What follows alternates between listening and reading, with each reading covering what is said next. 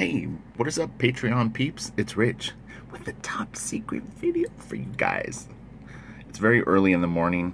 I almost sometimes hesitate to do videos this early because I'm usually off my game a little bit.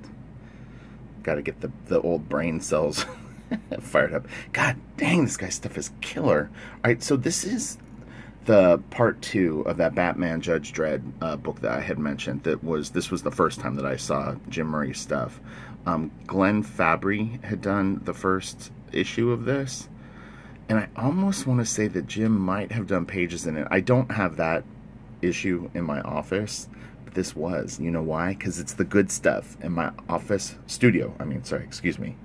I only keep the good stuff, and a very small chunk of it, honestly. I try not to overwhelm myself with influences in my office. In the past I have, where like I have a bazillion books, but now I really do try to keep it focused on my goals. It's like, this is my studio, this is my imagination area, and where I want to be creative, and so I try to surround myself with stuff that I think directly relates to what I want to do, my direction with my art, because ultimately that really is what you want to be focused on. All these influences and being a fan of stuff are great, and if you're just a hobbyist, then all is fair game. But if you are an aspiring artist, you have to be able to put your fandom in check to some extent. This is my opinion. This is not the gospel on this, but it's just a very dangerous thing to be too enamored by someone's stuff as you move along through your career, because it can cause kind of a conflict of interest. Man, I love the foliage of this guy.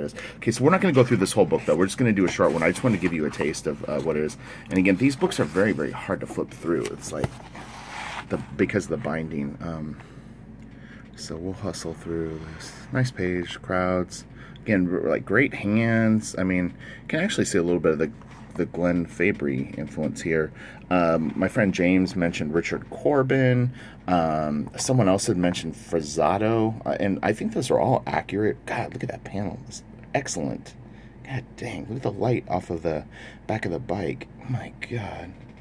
This guy is so good. He's so talented.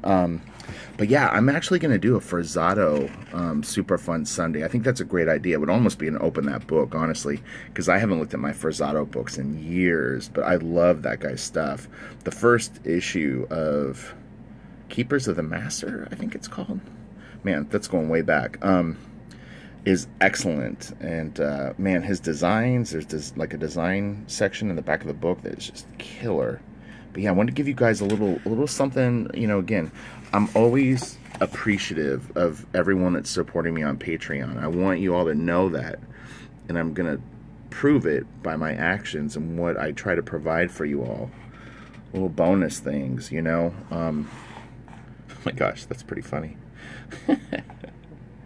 Super creepy face. Man, that guy's scary. Okay. Like stuff like that, man, that is so wild. He's such a good cartoonist. Oh, I like that cartoony face in the background too. Wow. And again, excellent hand, man. Dude knows how to paint for sure. But okay, it's like I said, we're gonna hustle through this. We'll get to the stuff. I think if you can find this and you're a fan of this guy's stuff, it's well worth having, because there's just so many nice little things that this guy does that are just worth taking a real good look at, spending a little quality time with and seeing what it might mean to you. It's kind of like the transformation of Judge Death. I haven't read this book. I don't even know if I read it when I actually got it. I probably just looked at the art, honestly.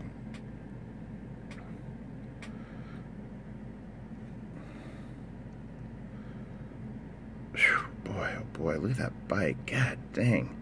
Powerful. Man. Thing has just got weight. Look at the armor on him, and then the bike tire and the shadows. They're so nice. Dude, man. This is before like 3D models and all that stuff. Or like where comic artists would use that kind of stuff to sort of like speed up the process. This guy's doing it the good old-fashioned way. With brain power. Man alive, I love that background. Look at that.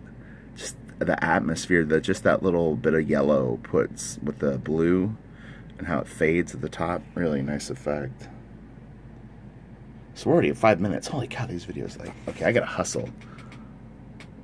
I was gonna try to do a 5-minute video. This is, we'll do 10.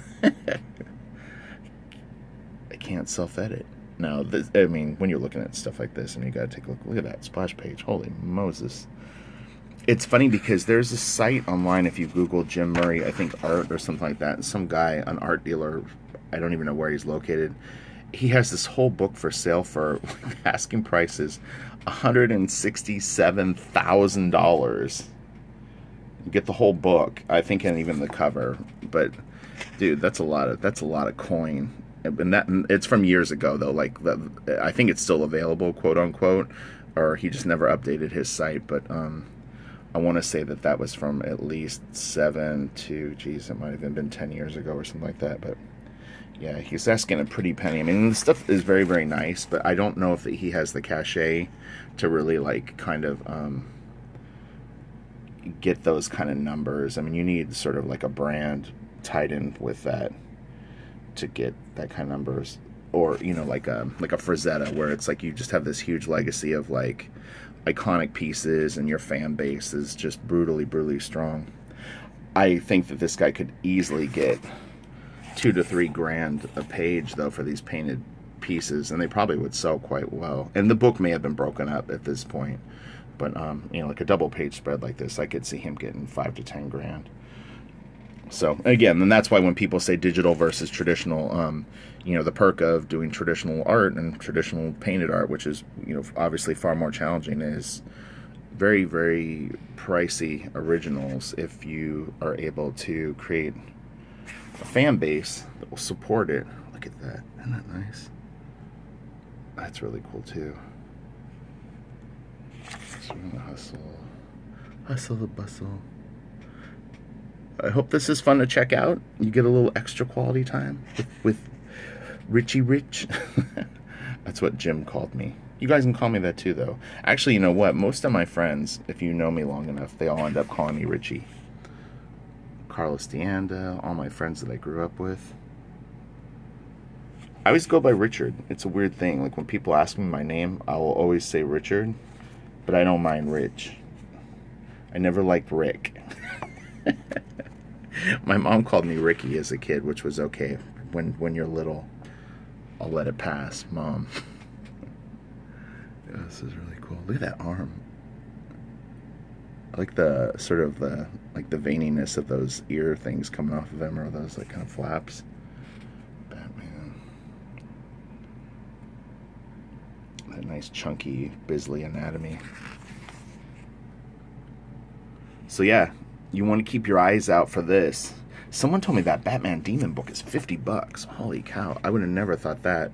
But you know, it's weird. It's like I have 2 copies of it. I'm nearly sure that I had a second copy of it that I had got probably from the orphan box at Wildstorm. We had this big kind of cardboard box where people would dump books that they didn't want, and me being a voracious comic fan and fan of art specifically, like I said, I look through everything. I have to see it all, take it all in.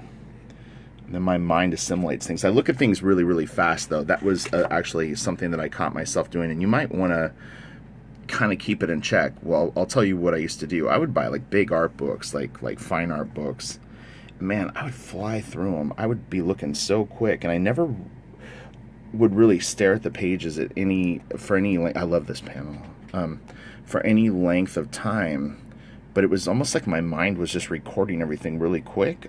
It's hard to explain. I don't know if it's a very effective way to learn, and I wasn't trying to really learn, but man, I would really look through stuff fast. Got a very short attention span for looking at other people's art, and it was something that I caught myself doing. I didn't know why. So over time, you know, I mean, I've retrained kind of myself to be able to like chill out and look. So like those artist edition books is a good example. When I look at them, I really like spend a lot of time on each page. So it was a behavior that man, that's beautifully painted. God dang.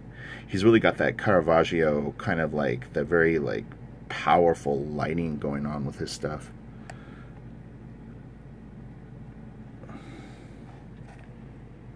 Yeah, man. I'm so glad that I pulled these books out and we're looking at them. Okay, I'm going to end it on this page. But anyway, a little something as a thank you to all my Patreon people. I think what I'll ultimately do is at some point I will circle back to this book and do a full, like, open that book or super fun Sunday on this. But, you know, I wanted to do something special for you guys. I love his lettering, too. He's actually really, really good at lettering.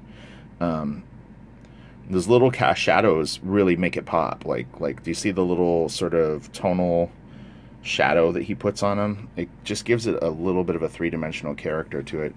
Okay, still smash the like button if you go to YouTube and you watch this. You can, you know, click on the direct link. It will definitely help the channel. And yeah, there's probably half of this book left, so there's quite a few more pages. Okay, have a great day. Again, thank you guys so much for being Patreon supporters. I really, really appreciate it. And I hope that I will, you know, continue to provide like awesome stuff for everyone to check out. I feel like we're just getting going, honestly. Okay, bye.